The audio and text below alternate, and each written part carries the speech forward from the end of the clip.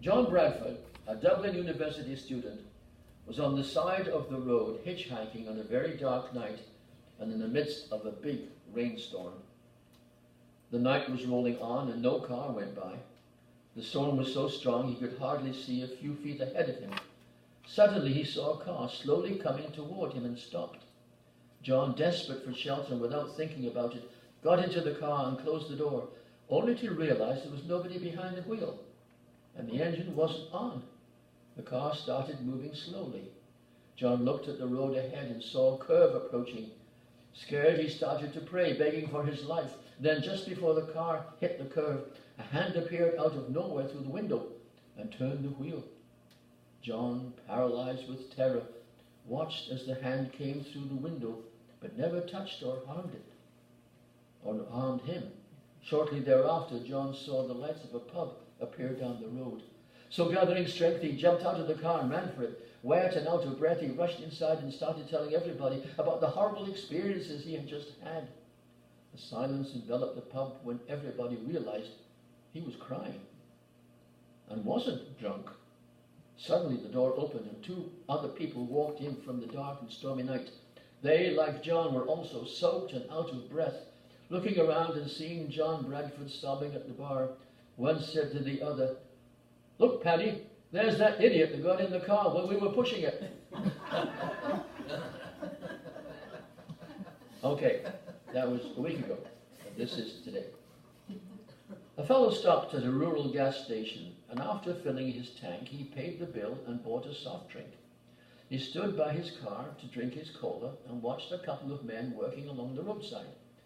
One man would dig a hole 2 or 3 foot deep and then move on. The other man came along behind and filled in the hole. While one was digging a new hole, the other was about 25 feet behind, filling in the old. "I can't stand this," said the man. He headed down the road toward the men. Hold it, he said to them. "Can you tell me what's going on here with this digging?" "Well, we work for the county government," one of the men said. "But one of you is digging a hole and the other is filling it up. You're not accomplishing anything. Aren't you wasting the county's money?" "Oh, you don't understand," one of the men said, leaning on his shovel and wiping his brow. "Normally there's 3 of us. There's me, Rodney, and Mike. I dig the hole, Rodney sticks in the tree, and Mike here puts the dirt back." "Yes," piped up Mike. "Now, just because Rodney's sick, that doesn't mean to say we can't work, does it?" That's enough of that.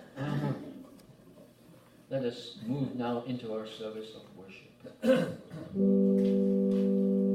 Lord, reveal your presence as we now adore you, and with all appear before you. Here in this your temple, all within keep silence, gather now with deepest reverence.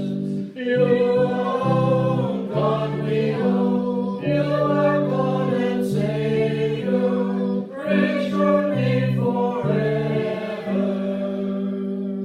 We come to worship, to celebrate the good news of the gospel, to declare our allegiance, to affirm who we are, what we do, where we go, in the presence and the power of the risen Christ. Hallelujah. Let us look within our hearts to see if our steps are in accord with those of our Creator God. Let us worship with our wholeness. Our opening hymn is 331, The Church's One Foundation, 331.